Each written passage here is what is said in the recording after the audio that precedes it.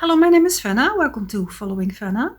Today we're going to talk about decluttering your life, metaphorically. My channel is all about helping and educating on limerence. And limerence is a state of extreme infatuation for someone with intrusive and obsessive thoughts, and we feel stuck to another person when we don't want to feel stuck to that person anymore at one point. And one of the strongest antidote for limerence is living a purposeful life. A life with direction, being proactive instead of reactive. And as it happens, I am a counselor, but I'm also a life coach for quite a long time now. So helping people in certain areas of their life, improve certain areas of their life, is what I do for a living. So let's bring them together. This is life coaching against limerence. And I call it Declutter Your Life. And I'm going to explain to you why. Jumping right in. Sometimes we need literally to declutter. Sometimes we need metaphoric declutter. What can we do? Little steps, maybe bigger steps, to declutter and give your life more direction. Knowing what we want, and also, very important, what we don't want anymore.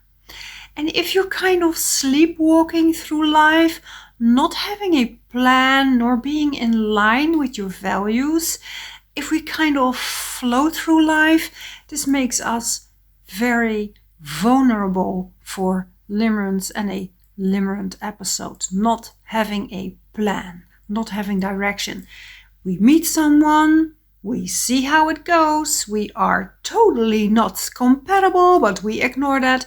We fall head over heels and we stay in situations a little too long that is good for us. Let's say 1, 2, 5 or even more years. And then we wonder, why didn't it work? It's because you didn't approach it proactively. You probably didn't have a plan. You probably didn't set the frames for yourself.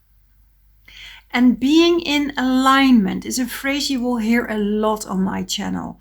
We must not fall too far from our alignment. Your surrounding, your behavior, your skills, your values, your identity, your purpose. It should not stray away too far from you and your integrity, your core, what you want, what you find important. Okay, simple exercise. Take a pen and a paper if you want. We're going to have a look at the 3 essential elements of a human life. Your house / surrounding, your love life, and your social life. And of course, I could ask your work, our health, our development, etc. But let's concentrate on these 3 important areas. I will do another video on different areas. So first, your home, your love life, and your social life. And we're going to score them.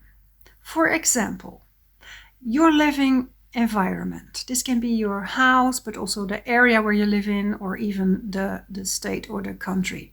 But let's concentrate on your home, because it's so important to feel safe and at ease and okay in your house.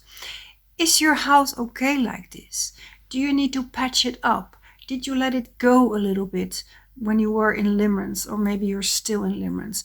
Do you need to declutter?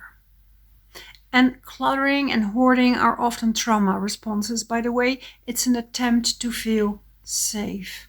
Surrounding yourself with familiar stuff and not letting go is a way to feel safe. But is your house organized enough? Do you feel comfortable in your house? Does it represent you? On a scale from 0 is not good, 10 is fantastic, how would you rate your home? I would rate mine a 8. I'm very homey. I love spending time in my house with my cats and my plants. I love taking care of my house, and I like to decorate it.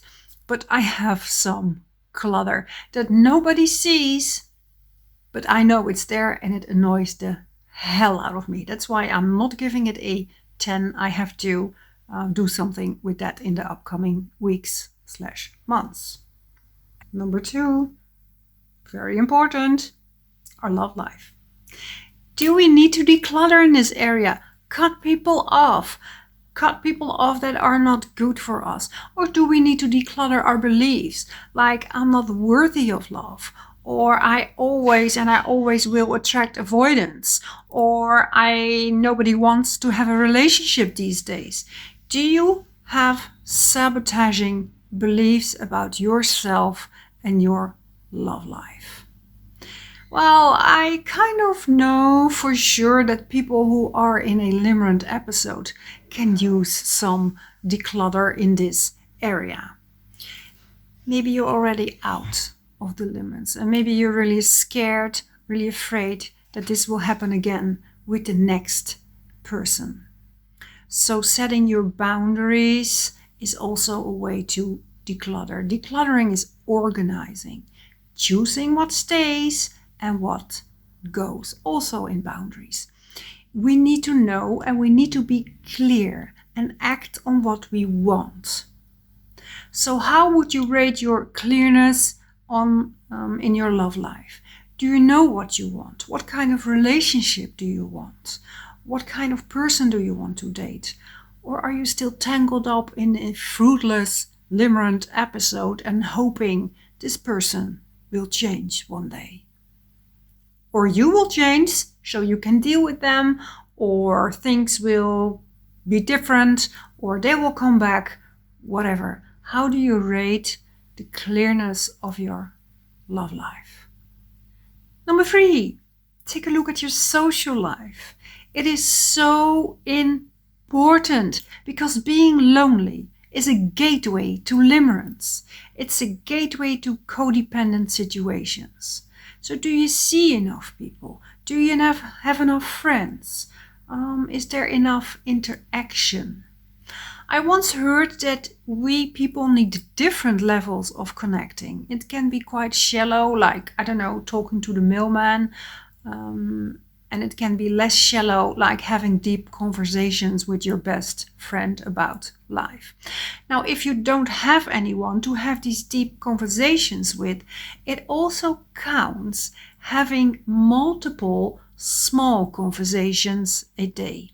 That also counts, and it also satisfies the need for deep connection, which we have as humans. And sometimes when people tell me they don't have enough friends, I ask them, but do you need to make all new friends? Or can you also repair relationships? Can you repair old friendships? Personally, I think that being able to repair friendships is very important.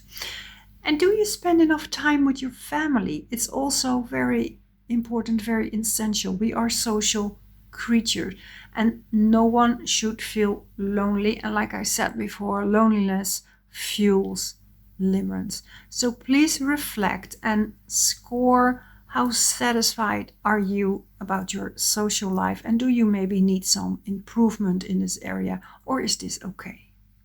We're not striving to be the best version of ourselves, I hope, because we're this version. And that's absolutely fine. But being proactive can also boost your self-esteem. So when we score it, when we have the scores, we can clearly see in what areas we want some action. And we ask ourselves, what do I want? What do I want to achieve? What do I need? Write it down. And then followed by what would give a little breakthrough? What would be step 1? Keep it small and achievable. Small, concrete, and achievable. Small goals work so much better than big goals. Little achievable steps. What would give a little breakthrough? For example, in my house, I want to clean up my drawers in my bedroom. I want to paint the walls white again, or just buy some scented candles and light them up for myself as a treat when I'm alone. Or I want to get rid of all my Tupperware. I do actually want to get rid of all my Tupperware and the clothes I don't wear, and I want to give them to charity. What would give a little breakthrough in decluttering your house? For me, I am also going to organize the papers I have randomly in my drawer. Whenever I open a drawer, the papers fly out and I hate it. Then we say, when can you do that? I can do this tomorrow between 4 and 5. No longer. I keep it small. And when I'm done with this hour of decluttering, I praise myself. I will allow myself to feel a little bit proud. By the way, if you like this video, please consider giving it a like. Not only for my ego, but also to create awareness. So we do the same in the love department. What can you do to make a step forward? What will make a breakthrough? Do I ask for clarity finally from this person I'm hanging out with? Or do I sit down and write what kind of relationship I want? And can I finally say out loud that I only want to date people who also want a relationship? Do I need to take the red flags more seriously, and by that take myself more seriously? What are your no-goes? Not ignoring red flags anymore is a very huge act of self-love, by the way.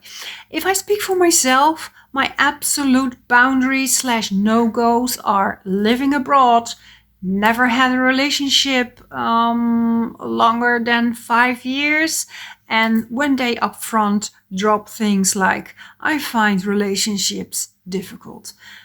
Besides that, when people are unpredictable and inconsistent in their contact, that's a very big no-go area for me. And of course, that's very personal.